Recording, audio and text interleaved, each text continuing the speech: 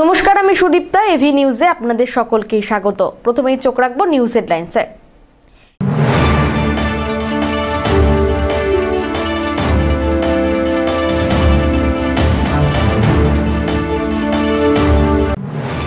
ভেস্তে গিয়েছিল পাচারের ছক, উদ্ধার ৫৬ জন যুবতী, ধৃতদের পুলিশি হেফাজতের নির্দেশ আদালতের।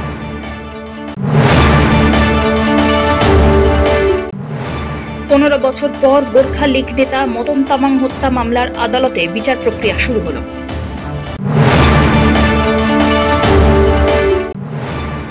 ময়নাগুড়িতে ফের নৃশংস খুন, ডাঙ্গাপাড়ায় গলা কাটা অবস্থায় উদ্ধার হলো দেহ, চাঞ্চল্য এলাকায়।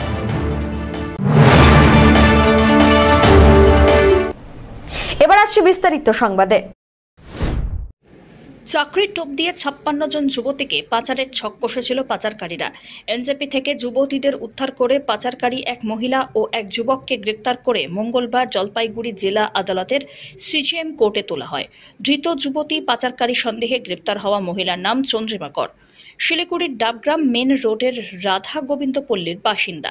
অপরজন যুবক জিতেন্দ্র কুমার পাসওয়ান, উত্তর ২৪ পরগনার ভাটপাড়ার বাসিন্দা বলে জানা গিয়েছে। বুধবার ধৃতদের আদালতে তুলে ৭ দিনের জন্য পুলিশি হেফাজতের আবেদন জানানো হয়। তবে বিচারক ধৃতদের ৬ দিনের পুলিশি হেফাজত মঞ্জুর করেছেন, এমনটাই জানান সরকারি আইনজীবী মৃন্ময় বন্দ্যোপাধ্যায়। তিনি কি বললেন শুনুন। উল্লেখ্য, ডুয়ার্স সহ বিভিন্ন জায়গায় যুবতীদের তামিলনাড়ুর ব্যাঙ্গালোরে চাকরির প্রলোভন দেখানো হয়েছিল। আর সেই প্রলোভন দেখিয়ে মোট ৫৬ জন যুবতীর হাতে ট্রেনের কোচ আর সিট নম্বর সিল করে লিখে দেওয়া হয়। এরপরে এনজেপি থেকে পাটনাগামী ক্যাপিটাল এক্সপ্রেস করে বিহারের উদ্দেশ্যে নিয়ে যাওয়া হয়েছিল তাদেরকে। পাচারের উদ্দেশ্যে তাদের নিয়ে যাওয়া হয়েছিল। তদন্তে উঠে আসে চাঞ্চল্যকর তথ্য। এই পাচার চক্রের সঙ্গে আরও কে যুক্ত তার তদন্ত শুরু করেছে পুলিশ।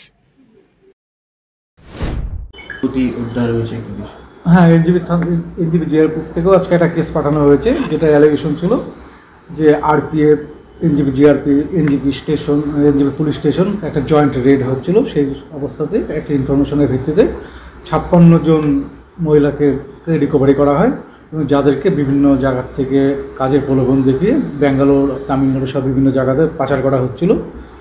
সেই অবস্থায় ২ জনকে অ্যারেস্ট করা হয়। ২ জনকে পুলিশ কাস্টডি প্রেয়ার করা হয়েছিল। এনজিপি জিআরপিএসের থেকে ৬ দিনের পুলিশ কাস্টডি অ্যালাউ হয়েছে।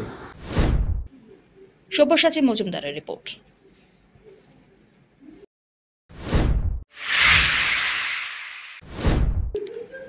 পনেরো বছর পর গোর্খা লীগ নেতা মদন তামাং হত্যা মামলার আদালতে বিচার প্রক্রিয়া শুরু হলো।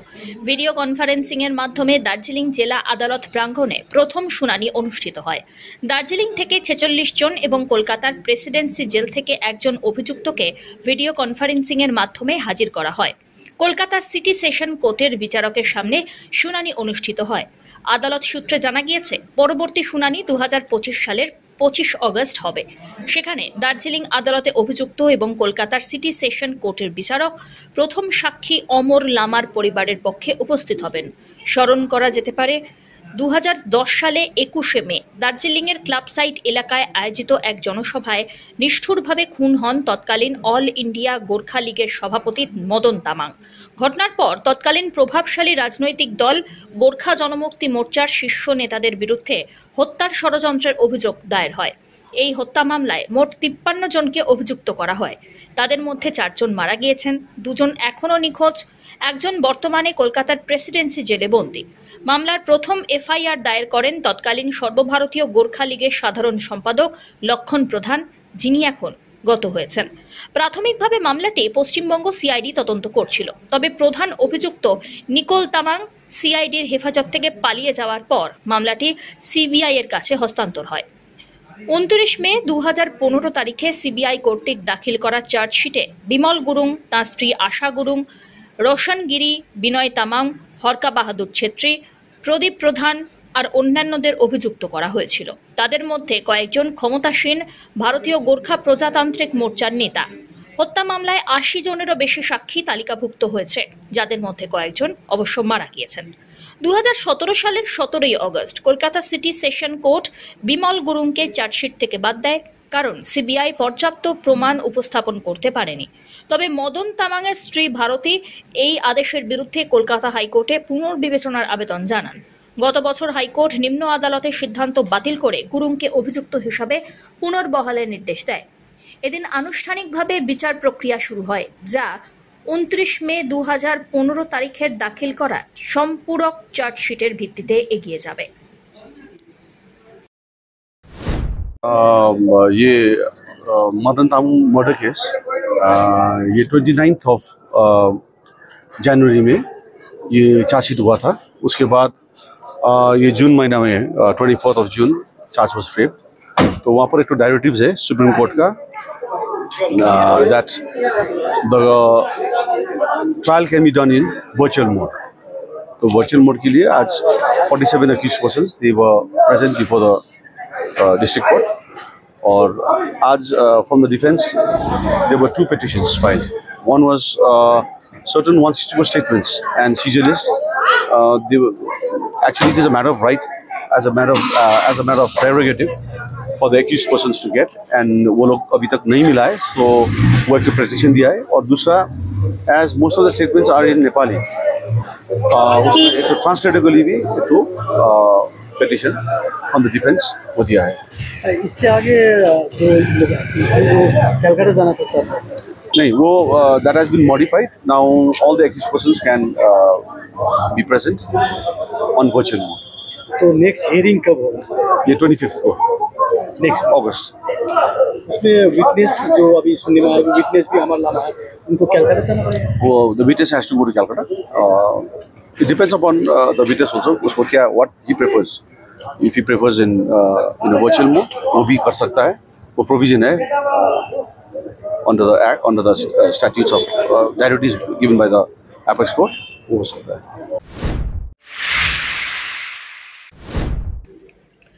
আবারও রক্তাক্ত ময়নাগুড়ি।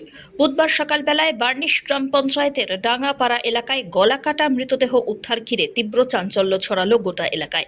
পুলিশ সূত্রে খবর, মৃত ব্যক্তির আসল নাম অমল রায়, বয়স আনুমানিক 48 বছর।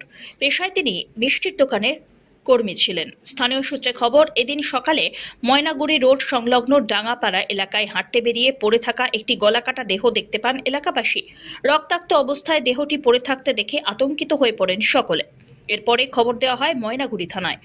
পুলিশ দ্রুতই ঘটনাস্থলে পৌঁছে দেহ উদ্ধার করে নিয়ে যায় ময়নাগুড়ি গ্রামীণ হাসপাতালে।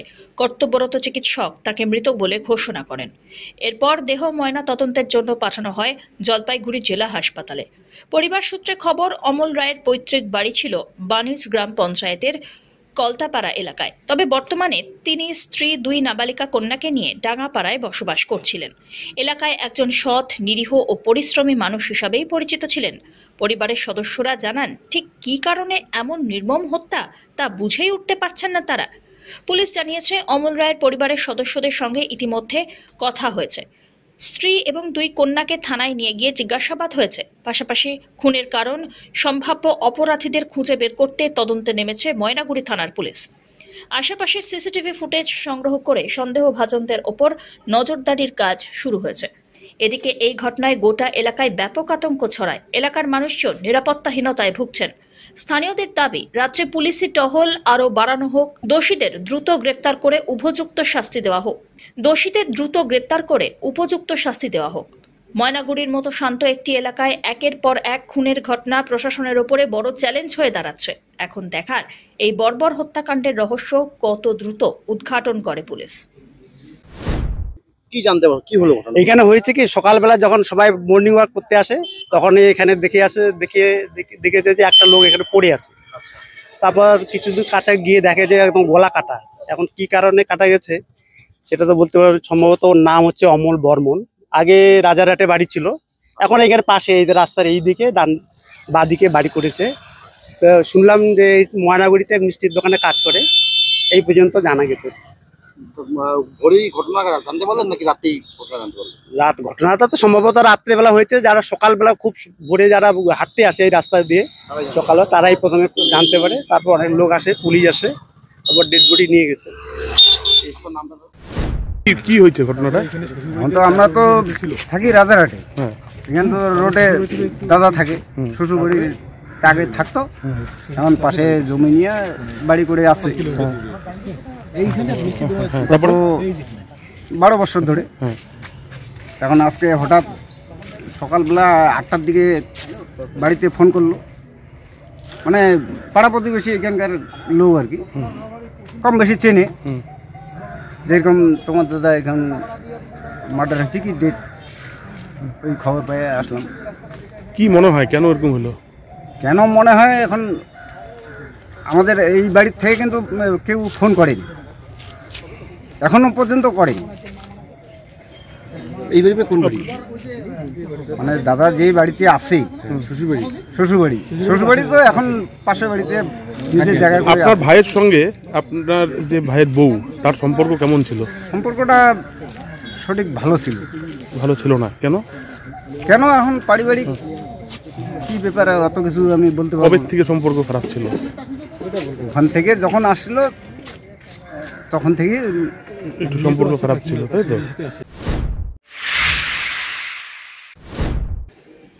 যেই রুখতে জলপাইগুড়িতে অপারেশন পিগ, খামারে খামারে অভিযান, শুকরের স্বাস্থ্য পরীক্ষা, আইসোলেশনের ব্যবস্থার পাশাপাশি আপাতত জেলায় শুকর বিলি কর্মসূচি স্থগিত রাখল জলপাইগুড়ি জেলা প্রাণী সম্পদ বিকাশ দপ্তর। জলপাইগুড়ি জেলায় এখনো পর্যন্ত অর্থাৎ জাপানি এনসেফ্যালাইটিসে আক্রান্ত হয়েছেন 5 জন, যার মধ্যে মৃত্যু হয়েছে 3 জনের। নতুন করে উপসর্গ পাওয়া গিয়েছে আরও একজনের শরীরে। যেই রোগের অন্যতম ধারক যেহেতু শুকর এবং বাহক কিউলেক্স মশা, তাই রোগ প্রতিরোধী প্রাণী সম্পদ বিকাশ দপ্তরকে সঙ্গে নিয়ে সাঁড়াশি আক্রমণ শুরু করল স্বাস্থ্য দপ্তর। একদিন মশা নিধন, জ্বর আক্রান্ত রোগীর খোঁজে বাড়ি বাড়ি সমীক্ষা এবং পাশাপাশি অপর দিনগুলিতে অন্যান্য সমীক্ষা চালানো হয়। পাশাপাশি লোকালয় থেকে অন্তত 5 কিলোমিটার দূরে শুকর সরিয়ে ফেলার নির্দেশ দেওয়া হয়েছে। ইতিমধ্যে প্রাণী সম্পদ বিকাশ বিভাগের তরফ থেকে ব্লকে কোথায় কত শুকর রয়েছে তার তালিকা প্রকাশের প্রক্রিয়া শুরু হয়। পালকদের সতর্ক করা হচ্ছে। শুকরদের স্বাস্থ্য পরীক্ষার পাশাপাশি রক্তের নমুনা পরীক্ষার জন্য সংগ্রহ করছে। শুকর পালকদের রোগ সম্পর্কে সচেতন করা হচ্ছে। শুকর রাখার জায়গায় মশারি দিয়ে ঘিরে ফেলা এবং খামারের আশেপাশে যাতে জল জমে না থাকে এ ব্যাপারেও সতর্ক করা হচ্ছে।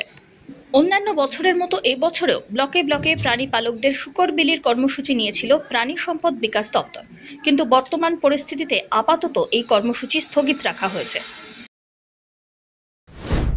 আমরা মূলত প্রত্যেকটা জিপিতে যেখানে যেখানে শুয়োর চাষিরা রয়েছে তাদেরকে আইডেন্টিফাই করা এবং তাদের বাড়িতে শুয়োর কতগুলি করে রয়েছে সেই একটা রিপোর্ট রেডি করে আমরা জেলায় দিয়েছি। আমরা প্রত্যেকটা জিপিতে সেই জায়গাগুলো ভিজিটও করেছি।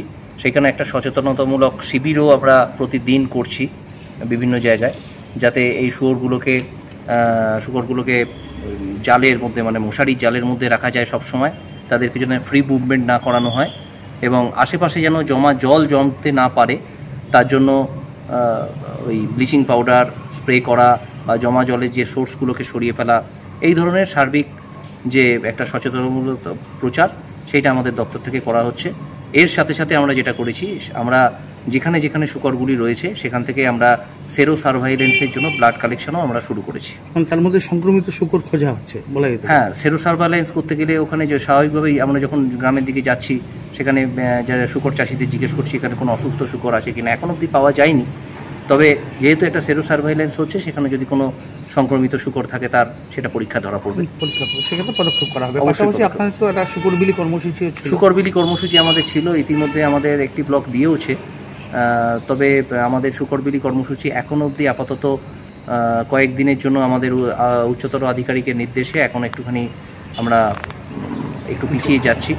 আবার পরিস্থিতি অনুকূল হলে এবং আমাদের আধিকারিকের আমরা নির্দেশ পেলে আবার সেটা আমরা দেব। সংক্রমিত শুকর পেলে তার ক্ষেত্রে কী কী ব্যবস্থা নেওয়া হতে পারে?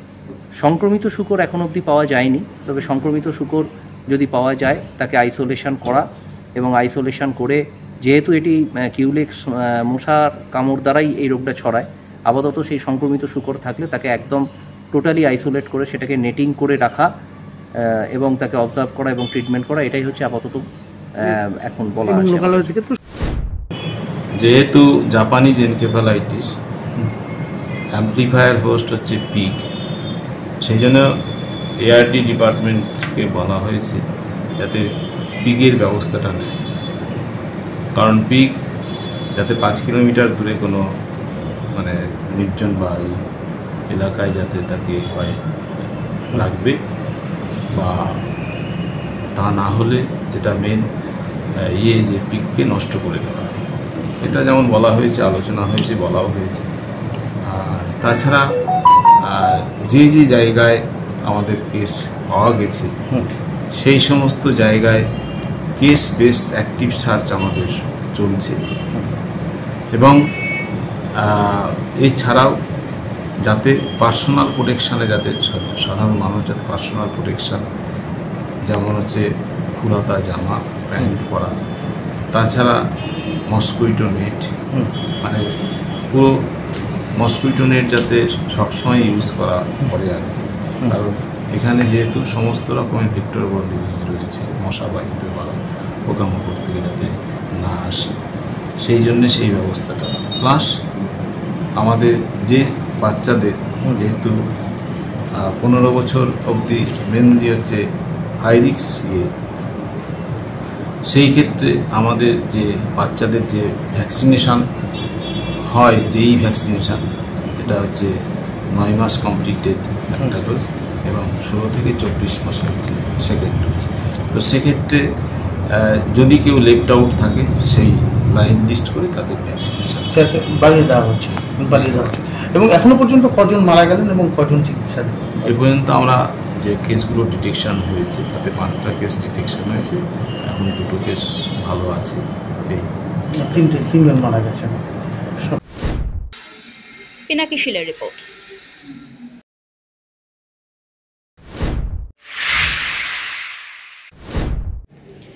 রাজগঞ্জ ব্লক জুড়ে জাপানি এনকেফেলাইটিসে আক্রান্ত সংখ্যা প্রায় বাড়ছে, আর সেই কারণেই বুধবার সকাল থেকে রাজগঞ্জ গ্রামীণ হাসপাতালে জ্বরের উপসর্গ নিয়ে ভিড় জমাচ্ছেন সাধারণ মানুষ। তবে আতঙ্কিত হওয়ার কারণ নেই, জানিয়ে দিল হাসপাতালের ডাক্তার রাজ বর্মা।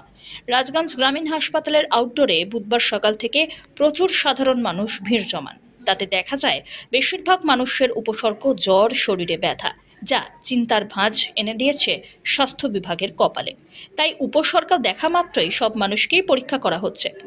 এদিকে হাসপাতালে জ্বরের উপসর্গ নিয়ে ভর্তি প্রচুর রোগী। বেড বেশি না থাকায় অনেক বেডে আবার 2জন করেও রোগী থাকতে হচ্ছে।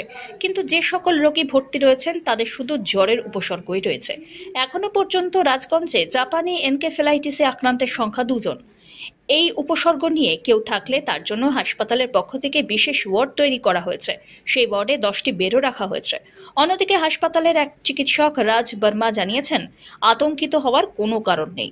যেসব মানুষের উপসর্গ রয়েছে তারা নিকটবর্তী স্বাস্থ্যকেন্দ্র বা হাসপাতালে গিয়ে চিকিৎসা করালে পরীক্ষারও ব্যবস্থা রয়েছে। বেশিরভাগ জ্বরেরই। কি কারণে জ্বর আসছে কিছু জানেন? ওইটা তো বুঝতে পারতেছে না, ডাক্তারবাবুকে দেখায় তখন রেজাল্ট কি আসে দেখি। জাপানি এনকেফেলাইটিস রোগ এসছে, সেটাতে জ্বর আসছে, সেই বিষয়ে তো আমাদের জানা নাই, দেখি টেস্ট করে কি বলা। টেস্ট করানো হচ্ছে না, আজকে ডাক্তারবাবু দেখায় টেস্ট করাই নেব। এই নিয়ে কি আতঙ্কে আছে কি লোকে? এই যে এত জ্বর, প্রায় তো আমাদের গ্রামে প্রায় অনেকজনেরই জ্বর আছে, ওরাও আসবে আস্তে। মানে সবাই এই জ্বরেরই পেশেন্ট বেশি। না, মায়ের জ্বর তো কবে থেকে হয়ে গেল, 3-4 দিন হয়ে গেল জ্বর। এখানে তো যত পেশেন্ট দেখতেছি জ্বর, সবারই জ্বর। চারদিকে কি জ্বরের একটা রয়েছে? জ্বর মনে হয় বাড়ছে নাকি এবার, ওরকমই তো দেখতেছি আমি। এই বাচ্চার হইলো, ছেলের হইলো জ্বর, ওর মা জ্বর, বাড়িতে আবার বাবার জ্বর। জ্বর, হ্যাঁ। কখন এসছেন? আমরা মোটামুটি 11টার দিকে আসি। পরিষেবা ভালো আছে, আমরা যা পাচ্ছি ভালোই পাচ্ছি, কোনো খারাপ না।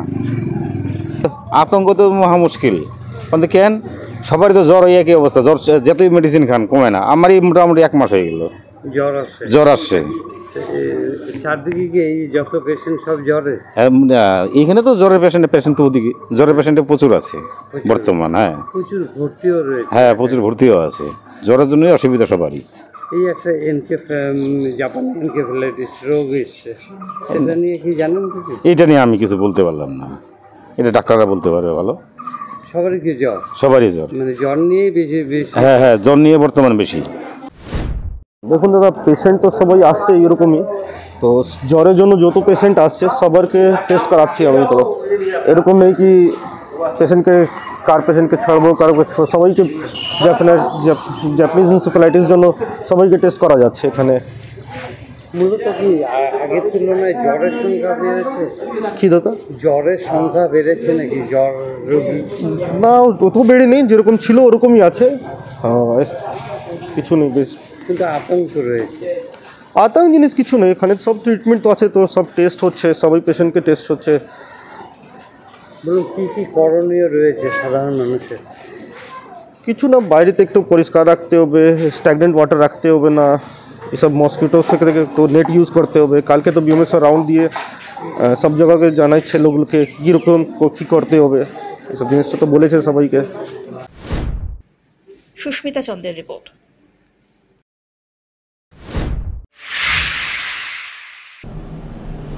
নিয়ে নিচ্ছে ছোট্ট একটি বিরতি, ফিরে আসছি বিরতির পর, সঙ্গে থাকুন।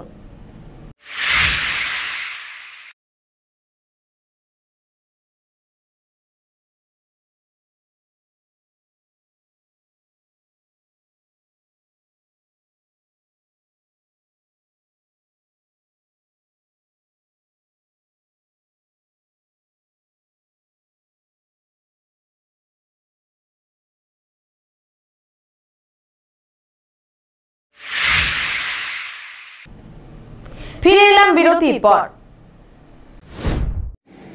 বাঘ ধরতে খাঁচা পাতল বন দপ্তর।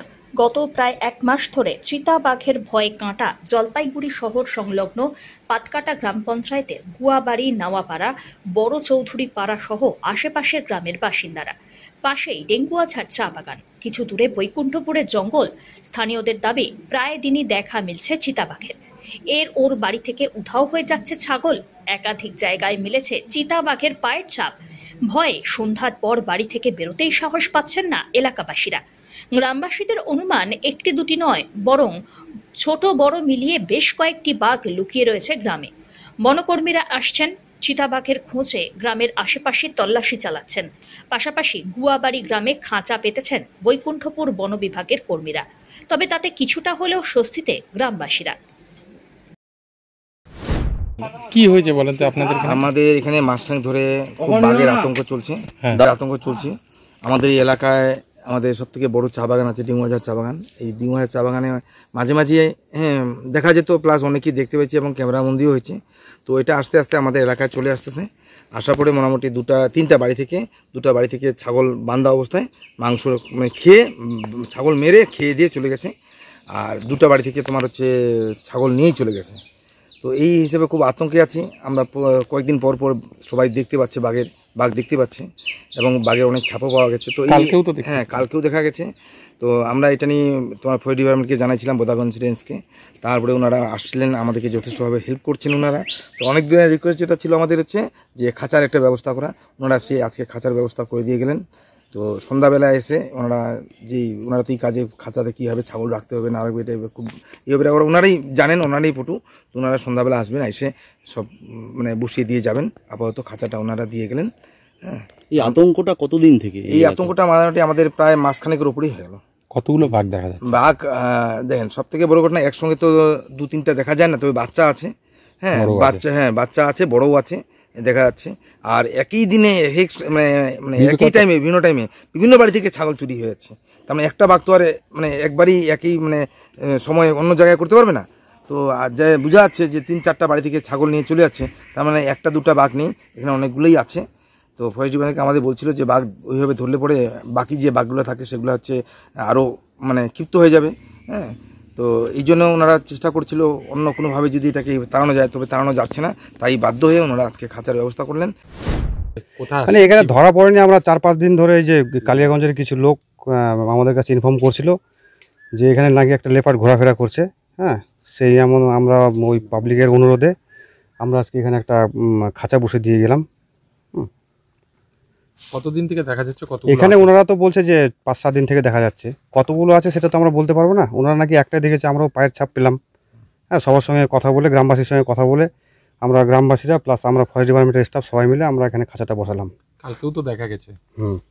না, শুনেছি আমরা কালকে দেখা গেছে, পাবলিকই বলেছে, সেই জন্যই তো আজকে খাঁচাটা বসানো হলো এখানে। আপনারা তো অ্যাওয়ারনেসও করছেন? হ্যাঁ, অ্যাওয়ারনেস করছি, সবাইকে পটকা দেওয়া আছে, গ্রামবাসীকে বলাও আছে, আমাদের ফোন নাম্বার দেওয়া আছে। যদি কোনো অসুবিধা হয় আমাদেরকে ফোন করে ইমিডিয়েট ফোন করে জানাবে।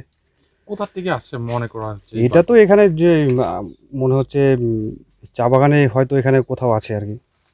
তো বড় চা বাগান, সামনে তো জঙ্গল আছে। হ্যাঁ, সামনে তো জঙ্গল আছে, প্লাস চা বাগানেও হয়তো থাকতে পারে এখানে, আমরা তো সেটা আইডিয়া করতে পারি না। চারিদিকে তো জঙ্গল, এদিকে চা বাগান, ওইদিকে আপালচান জঙ্গল আছে। এখন কোন দিক থেকে এসেছে সেটা তো আমরা সঠিক বলতে পারবো না। ডুয়ার্সের নদীতে হরপা বাঁধ, মাঝ নদীতে আটকে পড়লেন 3 জন। ক্রেনের সাহায্যে অবশেষে উদ্ধার করা সম্ভব হলো। ঘটনাটি ঘটেছে ডুয়ার্সের নাগরাকাটা ব্লকের গাঠিয়া নদীতে। জানা গিয়েছে মঙ্গলবার দিনভর গাঠিয়া নদীতে জল কম ছিল। সে সময় এক কোম্পানির 3 জন শ্রমিক গাঠিয়া নদীর উপর দিয়ে পার হচ্ছিলেন। আচমকাই হরপা বান এসে নদীর জল বাড়তে শুরু করে। এরপরে নদীর মাঝে বড় পাথরের ওপর দাঁড়িয়ে পড়েন তারা। ঘটনায় রীতিমতো আতঙ্কিত হয়ে পড়েন। খবর পেয়ে ঘটনাস্থলে ছুটে আসে নাগরাকাটা থানার পুলিশ এবং ব্লক প্রশাসন আধিকারিকরা। এরপর ক্রেনের সাহায্যে নদী থেকে 3 শ্রমিককে অক্ষত অবস্থাতেই উদ্ধার করা হয়। যে 3 জন শ্রমিক আটকে পড়েছিলেন তারা বিহারের বাসিন্দা। তাদের নাম মোহন সিং, রাজেশ গুপ্তা এবং রাধে কৃষ্ণা। উল্লেখ্য, এই গাঠিয়া নদী ভুটান পাহাড় থেকে ভারতে প্রবেশ করছে। সম্ভবত ভুটান পাহাড়ে বৃষ্টির জেরে নদীতে হরপা বান আসে। কিছুক্ষণের জন্য ঘটনায় চাঞ্চল্য ছড়ায়। পার্শ্ববর্তী এলাকার বহু মানুষ নদীর পাড়ে ভিড় জমান। পাহাড়ি নদীগুলিতে মাঝে মধ্যেই হরপা বান আসে। এর আগে হরপা বানে বেশ কয়েকবার মৃত্যুর ঘটনাও ঘটেছে। आप लोग कैसे फंस गए नदी के बीच में? काम कर रहे थे, केवल टांग रहे थे। एक बैग पानी आ गया, अचानक पानी आ गया, अचानक बाढ़ आ गया। हाँ। अच्छा, कौन आप लोग फंसा हुआ था? मैं, मोहन सिंह, जुगेश और जुगेश क्या? जुगेश गुप्ता, हाँ, राधे कृष्णा। राधे कृष्णा। आप लोग क्या काम कर रहे थे? कोई कंपनी का काम कर रहा था? हाँ, ये ऑयल कंपनी का। ऑयल कंपनी का काम कर रहा था। तो आप लोग को कौन रेस्क्यू किया अभी? कौन बचाया आप लोग को? कौन निकाला नदी से? ये हमारा कंपनी की गाड़ी है ना। प्रशासन भी तो आया था? हाँ, प्रशासन, ब्लॉक प्रशासन, पुलिस, हाँ, सब आया था। सब आया था। तो आप लोग का तो बचा लिया। आप लोग जब घुसा पानी था नदी में? नहीं, पानी उस समय तो इतना पानी था, नहीं था पानी, थोड़ा था, अचानक आ गया। अचानक आ गया पानी, अचानक आ गया।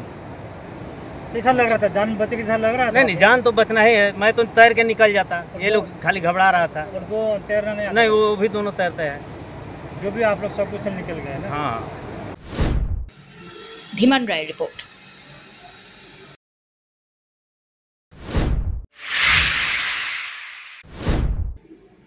ভিন রাজ্যে কর্মরত বাংলাভাষী মানুষদের ওপরে লাগাতার আক্রমণের প্রতিবাদ জানিয়ে জলপাইগুড়িতে মিছিল এবং প্রতিবাদ সভার আয়োজন করল সিপিআইএম সদর পূর্ব এরিয়া কমিটি।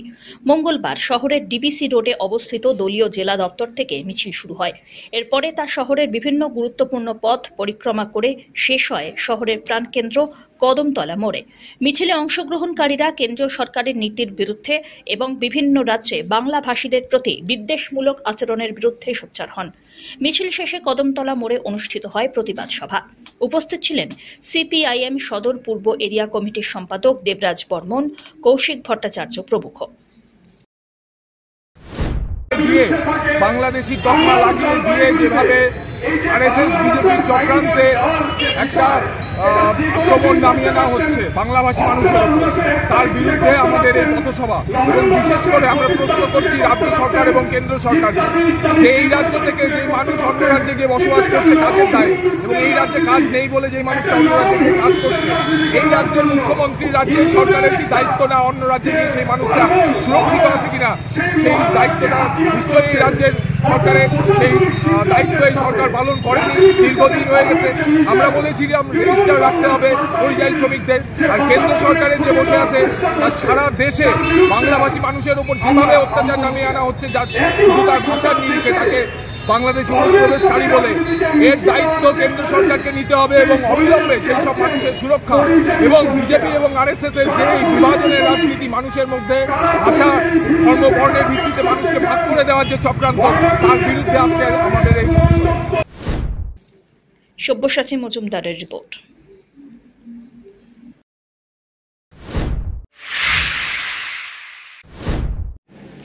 মাটি সরাতেই কিলবিল করে উঠল শরীর, যা দেখে আত্মারাম খাঁচা ছাড়া নির্মাণ কর্মীদের। বুধবার সকালবেলায় জলপাইগুড়ি সদর ব্লকের পাঙ্গা সাহেব বাড়ির তেলিপাড়া এলাকায় নির্মীয়মান একটি বাড়ির মেঝের মাটি সরাচ্ছিলেন কয়েকজন শ্রমিক। সে সময় আচমকাই কিলবিল করে ওঠে গোখরো সাপের ছানা।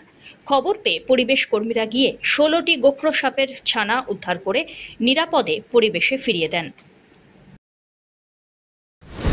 আজকে সকালবেলা আমাদের কাছে খবর আসে যে বাঙ্গা সাহেব বাড়ি পার করে চরকডাঙ্গি তেলিপাড়া এলাকায় একটা নির্মীয়মান ঘরের ভিত্তিতে কিছু গোখরা সাহেবের বাচ্চা কিলবিল করছে। আমরা খবর পেয়ে সেখানে গ্রিন জলপাইগুড়ি পক্ষ থেকে 2 জন যাই এবং সেখান থেকে 16টা গোখরা সাহেবের বাচ্চা উদ্ধার করে নিরাপদে ছেড়ে দিই। উদ্ধার করতে পেরে ভালো লাগছে এবং এখন যেহেতু প্রচণ্ড গরম পড়েছে প্রত্যেককে আমরা বলবো যে একটু সাবধানে থাকবেন, চোখ কান খোলা রেখে চলাফেরা করবেন এবং রাতের বেলা অবশ্যই দেখে বিছানায় যাবেন এবং মশারি টাঙিয়ে ঘুমাবেন। অঙ্কুর দাস, সাধারণ সম্পাদক, গ্রিন জলপাইগুড়ি এনজিও। পিনাকি শীলের রিপোর্ট।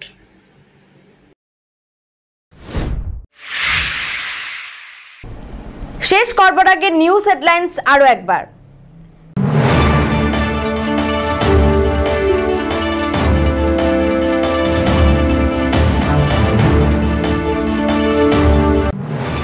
ভেস্তে গিয়েছিল পাচারের ছক, উদ্ধার 56 জন যুবতী, ধৃতদের পুলিশি হেফাজতের নির্দেশ আদালতের।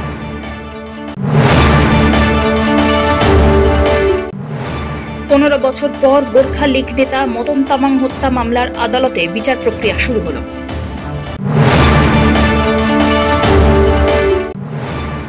ময়নাগুড়িতে ফের নৃশংস খুন, ডাঙ্গাপাড়ায় গলা কাটা অবস্থায় উদ্ধার হলো দেহ, চাঞ্চল্য এলাকায়।